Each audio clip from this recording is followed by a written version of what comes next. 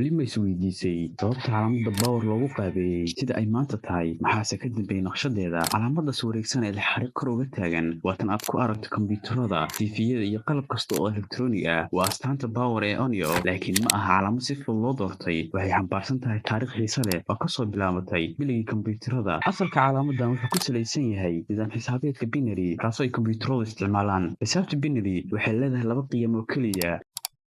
hal oo u taagan on iyo eber oo u taagan off sanadkii 1970yadii injineerada IEEE ama Institute of Electrical and Electronic Engineering waxay doonayeen inay abuuraan calaamad caalami ah oo si cad u muujisa badhanka shiidada diminta ee aaladda elektarooniga sidaas darteed waxay isku dareen calaamadda 1 iyo 0 iyagoo ka sameeyey astaanta maanta aynu naqaano ee power iyadoo maanta loo adeegsado dhammaan qalabyada casriga ah ee elektarooniga taasoo ka dhigaysa mid si fudud loo aqoonsan karo oo dunida dhan laga fahmi karo kahor intii calaamadan rasmi noqon shirkado kala duwan ayaa waxay isticmaalayeen calaamado kala gedisan si ay u muujiyaan badhanka shiidada iyo diminta taasoo keentay jahwareer badan oo soo wajahay isticmaalayaasha si arrintaas wax looga bedelo hay-adaha caalamiga ah ee ISO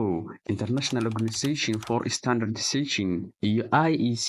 International Electronical Commission ayaa sanadii 2002 si rasmi ah u ansixiyey calaamadan iyagoo ka dhigay astaanta rasmiga ah ee lagu muujiyo badhanka onio ee dhammaan aaladaha elektarooniga ah tallaabadan ayaa sahashay in calaamadda lagu mideeyo dhammaan qalabka elektarooniga taasoo fududisay fahamka isticmaalayaasha dunida oo dhan ugu dambeyn helitaanka calaamad midaysan ayaa xal u noqotay dhibaatadaas